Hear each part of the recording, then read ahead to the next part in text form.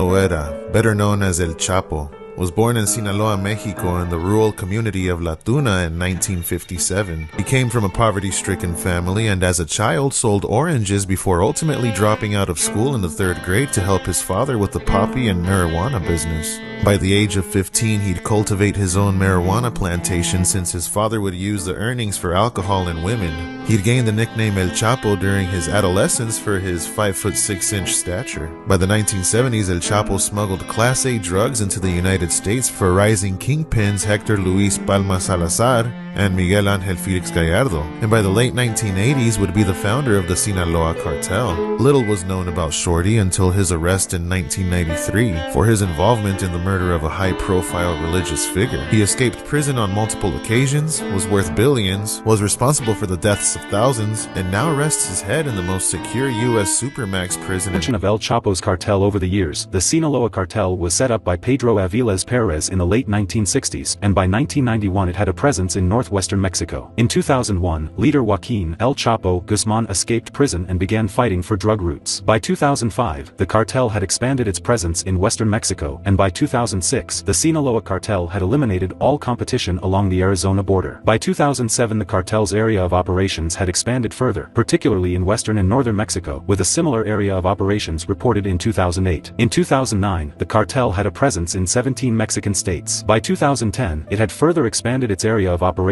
in northwestern Mexico and had a presence across most of the country, with one U.S. law enforcement official in Mexico calling the Sinaloa cartel the most powerful drug trafficking organization in the world. Smoking pot draws the active ingredient delta-9 tetrahydrocannabinol, or THC, into the lungs and onto the brain. There it suppresses the neurons, causing a distortion of perception and time, a lack of coordination, and sometimes uncontrollable hilarity.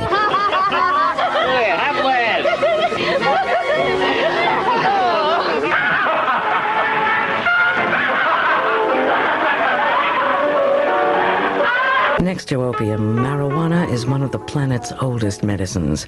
Ancient Chinese herbalists applied it to stomach pain, menstrual cramps, malaria, and consumption.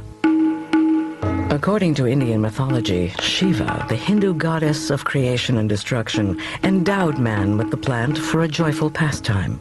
An apt legacy for the drug of the generation that preached free love, challenged authority, and was out to change the world. Cannabis grows anywhere but the Arctic Circle. The earliest record of its use begins in ancient China and India. From the east, cannabis migrated to the rest of the world. Arab traders brought it from the Ganges Valley to North Africa and Spain. From Spain, the conquistadors carried it to the Americas. It was a prized source of fiber for rope and canvas, essential ingredients for ships. In fact, the word canvas comes from the Latin cannabis. Cocaine is farmed and produced in Peru, Bolivia, and Colombia. The farms will generally be in rural locations out in the countryside where they will grow the coca bushes. They will crop the coca leaves. They will then be taken to another location, which is the laboratory where they will process the leaves. The cocaine, once it's been processed in the lab, will be transported probably down to the coast, normally, or to the ports, or also the capital, should we say, for sale. The farmers themselves are paid quite poorly. They have to farm.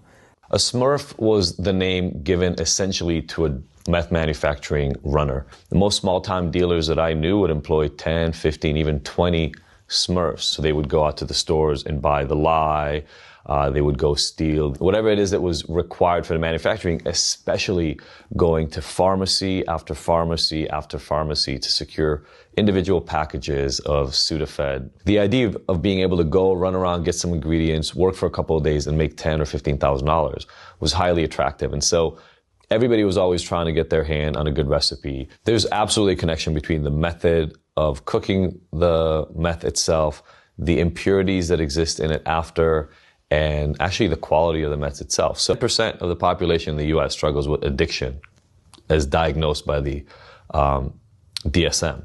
even that number has gone up. So the Substance Abuse and Mental Health Services Administration, SAMHSA, has just raised its own estimate of the people who struggle with addiction in the US from 24 to about 40 million. So this is a problem that affects all of us, and yet somehow we've bought into the narrative that those people are addicts and alcoholics, but we're here, we're normal, and we're safe. Addiction, as we all know, does not discriminate based on socioeconomic status.